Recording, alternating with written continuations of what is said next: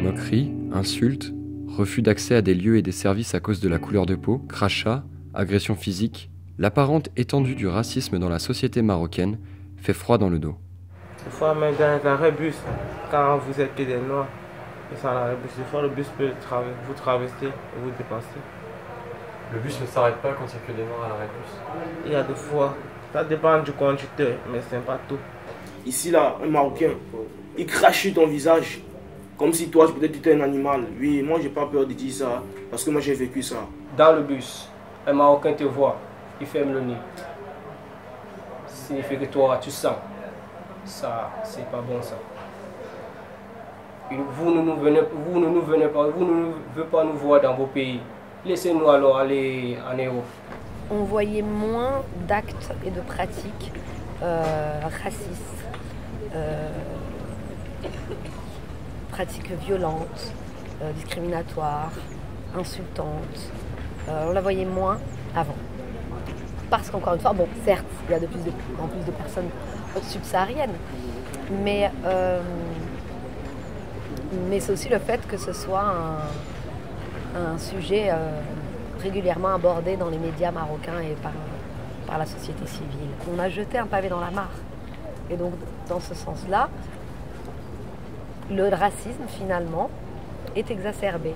Mais on le sait, de toute façon, ça, l'histoire avec un grand H nous le prouve, que quand on parle d'un sujet très sensible, ça veut dire qu'on libère la parole chez les personnes qui sont pour, ça veut dire qu'on ouvre aussi la voie et qu'on libère la parole des personnes qui sont contre, forcément. Quand on est une personne d'origine africaine, et quand on arrive au Maroc, que ce soit en situation régulière ou en situation irrégulière, le même qualificatif et la même situation, même si les profils sont différents, on voit le traitement est pareil.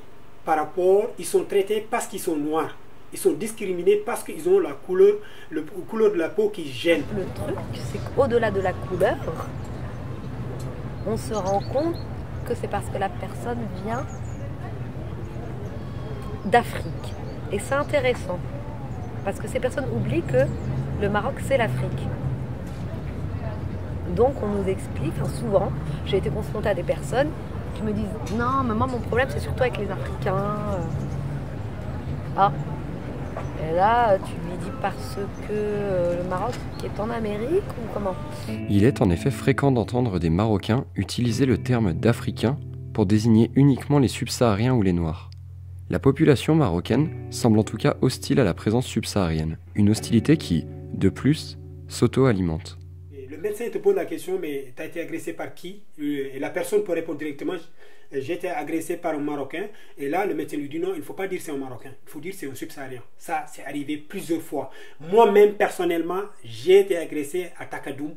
Moi-même, personnellement, je suis allé à l'hôpital. C'est pareil, c'était le même exemple. Ce n'est pas des choses que j'invente, c'est des choses que j'ai fait. J'ai accompagné, je peux dire par mois, je peux en accompagner plus de 250 personnes à l'hôpital. Mon boulot était ça. Si la plupart des personnes subsahariennes que nous avons rencontrées disent avoir été victimes de racisme au Maroc, une minorité affirme y avoir échappé. Avant que j'ai quitté le Sénégal, j'entendais beaucoup de choses à travers les Marocains. Mais depuis que je suis arrivé ici, je parle au nom de Dieu. Jusqu'à présent, je n'ai pas rencontré de problèmes entre eux. Dieu merci. Pour moi, le racisme est là et partout. Pour moi, c'est que je connais que le racisme est partout. Bon, au Maroc aussi, il y a racisme. Mais moi, tellement je dirais ici, et puis je suis bien avec les voisins. Pour moi, vraiment, je n'ai jamais vu le racisme entre moi et mes voisins. Mais il y en a les racismes. Mais même moi, avec mes voisins, aucun problème. Dans le milieu associatif, on s'accorde à reconnaître le problème du racisme comme répandu. Mais lorsqu'il s'agit d'identifier ses causes, les opinions divergent. On constate qu'il y a eu pas mal d'actes racistes dernièrement. Mais il n'empêche que ce qu'on constate, c'est que contrairement à certains pays, à d'autres pays, le racisme n'est pas une doctrine, n'est pas politisé encore. On n'a pas, par exemple, des mouvements politiques qui se basent sur des idéologies, comment dire, racistes ou post-discriminatoires ou autres. Le système marocain est raciste. C'est comme je dis, oui, le système français est raciste. Et tout est fait pour que l'étranger ne s'intègre pas. Il n'y a pas de racisme, il y a le racisme d'État. L'État nous crée des conditions de racisme dans notre pays.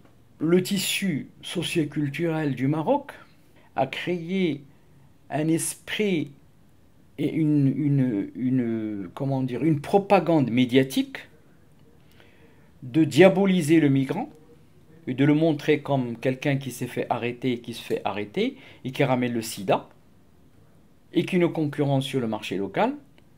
Donc, si tu veux créer la guerre, non pas la guerre, mais la concurrence entre les populations.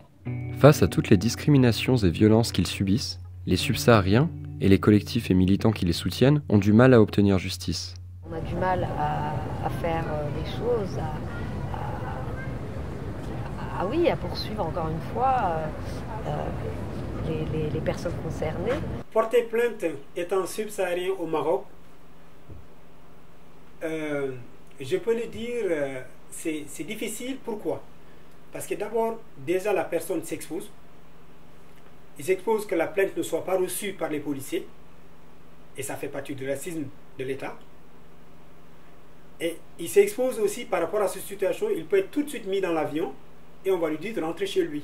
Comment il peut porter plainte? Il ne peut pas porter plainte, il n'ose même pas porter plainte parce qu'il n'y a pas cette voie juridique, la possibilité de le pouvoir et qu'un avocat puisse les défendre.